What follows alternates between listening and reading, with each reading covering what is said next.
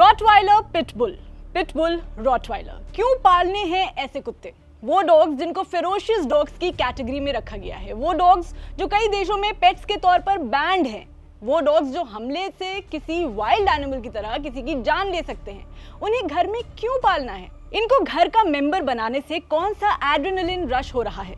या कहां छाती चौड़ी करके घूम रहे हैं ये डॉग ओनर्स? या ऐसे डरावने कुत्तों का मालिक बनकर किसको इम्प्रेस करना है?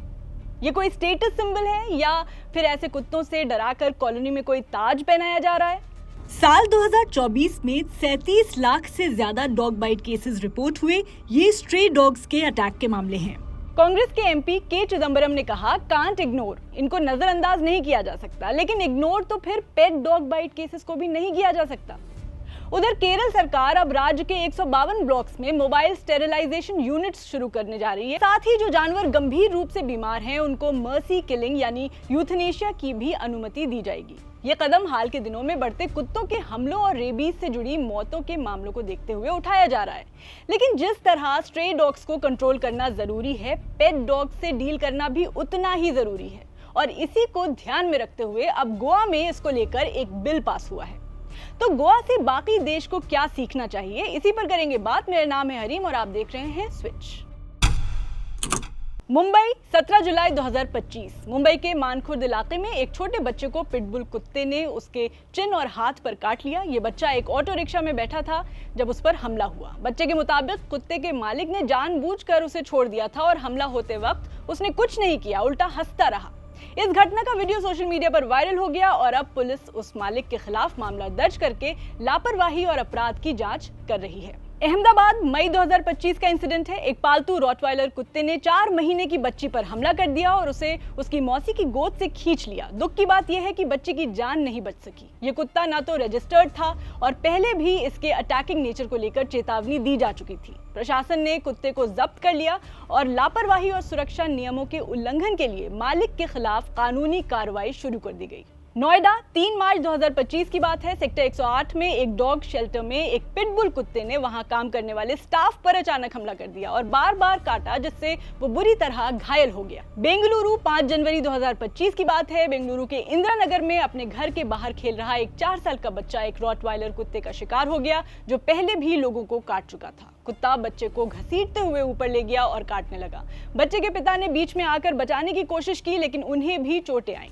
इस मामले में पुलिस में शिकायत दर्ज की गई और कुत्ते को वहां से हटाकर दूसरी जगह भेज दिया गया। इतना ही नहीं, दिसंबर 2024 और जनवरी 2025 में तो मध्य प्रदेश और कुछ दूसरे इलाकों में पालतू रॉटवाइलर कुत्तों ने अपने ही मालिकों पर हमला किया। ऐसी घटनाएं भी सामने आई थी। तो बेसिकली अब बात सिर्फ स्ट्रे डॉग्स की नहीं रह गई है, बात इन पालतू कुत्तों की भी है जो कंट्रोल से बाहर हो रहे हैं और जिनको पालने वाले लोग भी ट्रेन्ड या रिस्पॉन्सिबल नहीं हैं। जनवरी 2025 में केंद्र सरकार ने बॉम्बे हाईकोर्ट में कहा कि मार्च 2024 वाला जो सर्कुलर था, जिसमें 23 डॉग ब्रीड्स को डेंजरस एंड फेरोशियस कहा गया था, उसको फिलहाल लागू नहीं किया जा रहा। मतलब अभी नेशनल लेवल पर कोई क्लियरली एनफोर्स्ड बैन नहीं है। लेकिन गोवा ने इसमें बोल्ड स्टेप लिया है। गोवा सरकार ने जुलाई 2025 में एक बिल पास किया जिसका नाम है Goa animal breeding and domestication regulation and compensation bill 2025।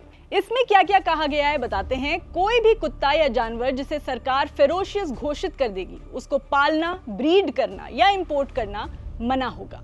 अगर आपके पास पहले से ऐसा जानवर है तो आपको उसे 30 दिन में रिपोर्ट करना होगा और 60 दिन के अंदर स्टेरिलाइज यानी उसकी नसबंदी करानी होगी। अगर नियम तोड़े तो मिनिमम 15 दिन से लेकर 3 महीने तक की जेल होगी, 50,000 रुपए का जुर्माना और कंपल्सरी कम्युनिटी सर्विस हो सकती है। किसी को चोट या मौत हुई तो कॉम्पनसेशन का भी प्रावधान है। ये क्लेम 6 महीने में करना होगा और 3 महीने में निपटाना होगा। और हाँ, एक ऑफिशियल रजिस्टर भी मेंटेन होगा जहां ऐसे खतरनाक जानवरों की जानकारी होगी। अब सवाल ये उठता है कि क्या गोवा की ये स्ट्रिक्ट पॉलिसी बाकी स्टेट्स को भी अडॉप्ट करनी चाहिए? क्या हर राज्य में ऐसी कानून व्यवस्था होनी चाहिए ताकि रॉटवाइलर और पिटबुल जैसे जानलेवा जानवरों को रैंडम लोग ना पाल सकें? क्योंकि देखिए, ये पेट डॉग अटैक्स अब आइसोलेटेड केसेस नहीं हैं। बच्चे हों, महिलाएं हों या खुद मालिक, कोई भी इन जानवरों की अग्रेशन का शिकार बन सकता है।